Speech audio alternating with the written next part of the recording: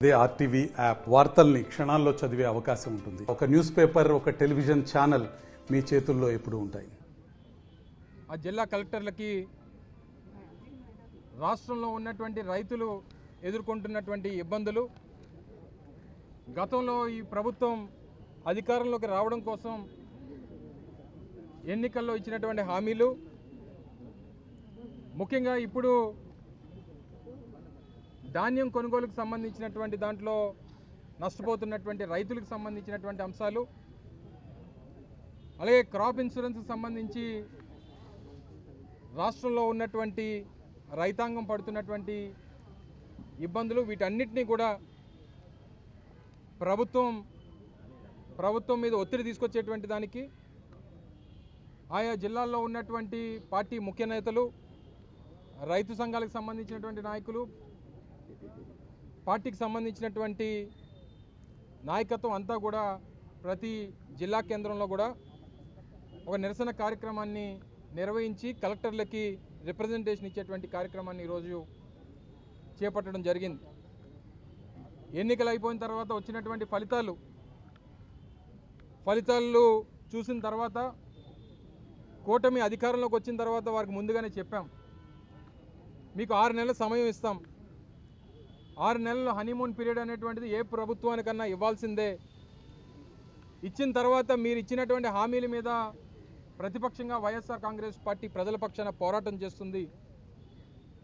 ప్రధానమైనటువంటి హామీల్ని ఏదైతే మీరు ఎన్నికల్లో గెలవడానికి ఉపయోగించుకున్నారో వాటిని నిలబెట్టుకునేటువంటి దిశగా మీ మీద ఒత్తిడి తీసుకొని వస్తుంది వైఎస్ఆర్ కాంగ్రెస్ పార్టీ అని చెప్పి ఏదైతే చెప్పామో, చెప్పినటువంటి విధంగా నిన్నటికి వారు జూన్ 4వ తారీఖు అధికారంలోకి వచ్చినప్పటికీ జూన్ 12వ తారీఖు వారు ప్రమాణ స్వీకారం చేసి నిన్నటికి డిసెంబర్ 12వ తారీఖు నిన్నటికి 6 నెలలు పూర్తయింది.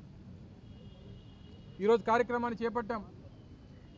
రాష్ట్ర వ్యాప్తంగా వైఎస్ఆర్ కాంగ్రెస్ పార్టీ శ్రేణులు, రైతులు అందరూ కూడా ప్రతి జిల్లాలో కూడా ఈ కార్యక్రమాన్ని నిర్వహించి రైతుల పక్షాన నిలబడి ప్రభుత్వం మీద ఒత్తిడి తీసుకొచ్చేటువంటి కార్యక్రమాన్ని చేస్తూ ఉన్నాం.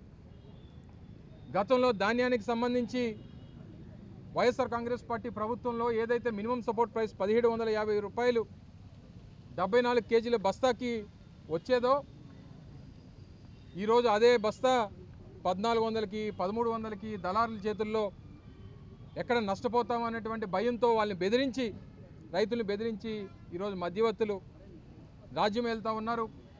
ప్రభుత్వం ఎక్కడ పట్టించుకునేటువంటి పరిస్థితి లేదు.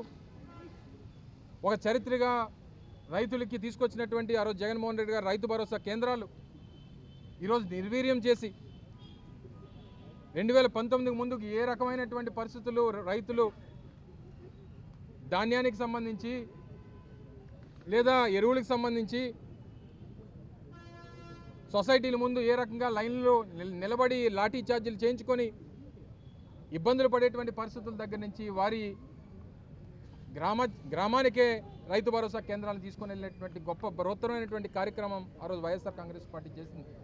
అందుకే రైతు భరోసా కేంద్రాలను కూడా పునరుద్ధరించాలి, వాటిని మళ్ళీ అమల్లోకి తీసుకొని రావాలి, రైతులకి చేరువ చేయాలి, రైతులు నష్టపోవడానికి వీల్లేదు. వీటన్నిటికన్నా మించి మేము గతంలో వైఎస్ఆర్ రైతు భరోసా కార్యక్రమం కింద 13,500 రూపాయలు సంవత్సరానికి ప్రతి రైతుకి పెట్టుబడి సాయం కింద అందించేవాళ్ళం. మీ ప్రభుత్వం రాకముందు ఏం మాటిచ్చారు? ఎన్నికల్లో రైతులకు ఏం చెప్పారు? మేము అధికారంలోకి వస్తే 13,500 కాదు, సంవత్సరానికి 20,000 ఇస్తామన్నారు. రైతు భరోసా కార్యక్రమం కాదు, మా పేరు అన్నదాత సుఖీభవ అని చెప్పి పెడతామని చెప్పని అన్నారు. సూపర్ 6లో ఇదొక హామీ అన్నారు. రాష్ట్రంలో ఉన్నటువంటి దాదాపు 50 లక్షల పైచిలకు రైతు కుటుంబాలకి న్యాయం చేస్తామని చెప్పారు. అయితే 50 లక్షల కుటుంబాలకి 20,000 రూపాయలు చొప్పున పెట్టుబడి సాయం అందించాలంటే 10,000 కోట్ల రూపాయలు ఏదైతే బడ్జెట్లో పొందుపరచాల్సి వస్తే, మొన్న పెట్టినటువంటి బడ్జెట్లో కనీసం రూపాయి కూడా బడ్జెట్లో పెట్టేటువంటి పరిస్థితి లేదు. ఖరీఫ్ పోయింది, రబీ వచ్చింది, ఇప్పటికీ కూడా రైతుకి ఆ రైతు భరోసా కార్యక్రమం ఎక్కడ 20,000 రూపాయలు ప్రభుత్వం ఎప్పుడు ఇస్తుందా అని చెప్పి ఈరోజు ఎదురు చూస్తున్నటువంటి పరిస్థితులు. 6 హామీలు అని చెప్పి, సూపర్ 6 అని చెప్పి ఇప్పటికే మీ ప్రభుత్వం డక్అవుట్ అయిపోయేటువంటి పరిస్థితి ఉంది. ఎన్నికల్లో ఇచ్చినటువంటి ఏ ఒక్క హామీని 3 సిలిండర్లు అన్నారు, ఈ సంవత్సరం అడిగితే ఒకటే అంటున్నారు. ఫ్రీ బస్సు అన్నారు, అమ్మఒడి పేరిట ఎంతమంది పిల్లలు ఉంటే అంతమందికి 15,000 అన్నారు, ఓటు హక్కు కలిగినటువంటి ప్రతి మహిళకి అంటే 18 సంవత్సరాలు నిన్నటువంటి ప్రతి మహిళకి 1,500 రూపాయలు ప్రతి నెల చెల్లిస్తామన్నారు. రాష్ట్రంలో ఉన్నటువంటి 20 లక్షల మంది నిరుద్యోగ యువతకి నెలకి 3,000 రూపాయలు చెప్పానన్నారు. ఇన్ని చెప్పి ఏ ఒక్క హామీని నిలబెట్టుకోకుండా 6 నెలలు పూర్తయిపోయి ఈరోజు రైతులు నష్టపోతూ ఉన్నారు, యువత నష్టపోతూ ఉంది, మహిళలు నష్టపోతూ ఉన్నారు.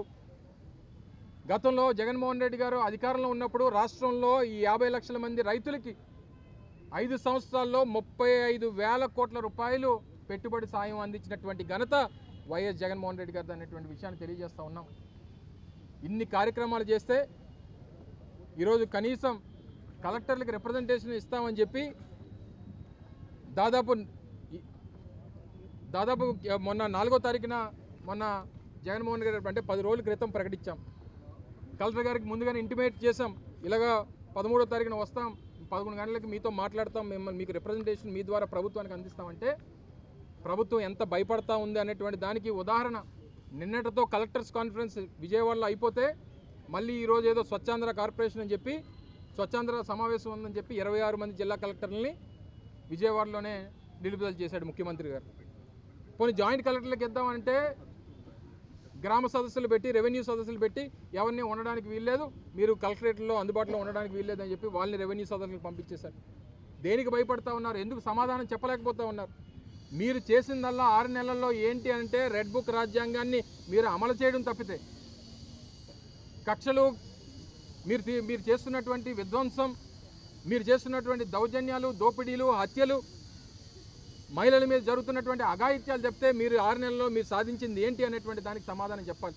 ఈరోజు కేవలం మేము ముందుగానే చెప్పాను, నిరసన తెలియజేస్తాం, శాంతియుతంగా వెళ్ళి మేము రిప్రజెంటేషన్ ఇస్తాం. ప్రధానమైనటువంటి మాజీ శాసనసభ్యులు, గౌరవ శాసనమండలి సభ్యులు, అధికార ఏదైతే ఉన్నటువంటి మా ఇంపార్టెంట్ లీడర్స్ ఎవరైతే ఉన్నారో మేము మాత్రమే వస్తాం. మేము లోపలికి నిరసన కార్యక్రమం బయట తెలియజేసినప్పటికీ లోపలికి మేము ఇంపార్టెంట్ వాళ్ళు వస్తాం, రిప్రజెంటేషన్ ఇస్తామని చెప్పానంటే మమ్మల్ని కూడా లోపలికి రానివ్వకుండా ఏ రకంగా ఇబ్బంది పెట్టి ఒక గౌరవ మాజీ శాసనసభ్యుని లోపల రానివ్వకుండా గేట్లతో అడ్డగించి ఇది పరిస్థితి. రెడ్ బుక్ రాజ్యాంగం అంటే ఏంటి, రెడ్ బుక్ రాజ్యాంగం అంటే ఏంటి అని అడుగుతూ ఉన్నారు కదా. ఈరోజు మా గాజువాక మాజీ శాసనసభ్యులు చింతలపూడి వెంకటరామయ్య గారు ఈ నిరసన కార్యక్రమంలో గాయపడి ఈ ప్రభుత్వం చేస్తున్నటువంటి వారి రెడ్ బుక్ రాజ్యాంగానికి ఇది ఒక నిదర్శనం.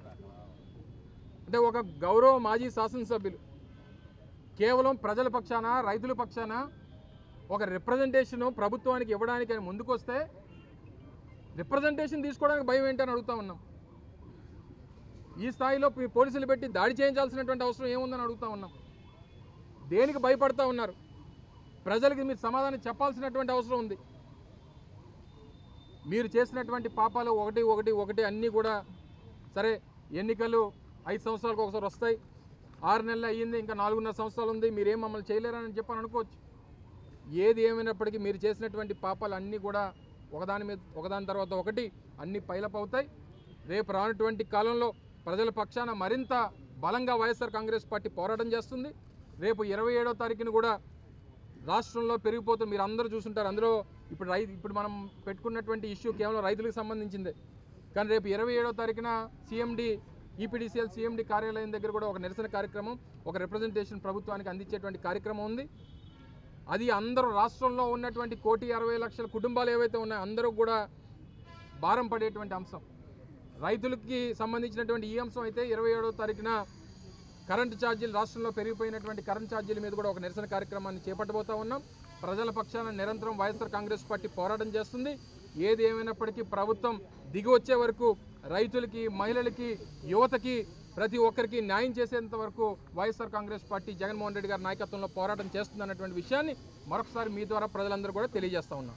మరిన్ని వీడియోస్ కోసం ఛానల్ ని సబ్స్క్రైబ్ చేయండి, లేటెస్ట్ అప్డేట్స్ కోసం వాట్సాప్ ఛానల్ ని ఫాలో చేయండి అండ్ లింక్ డిస్క్రిప్షన్ లో ఉంది.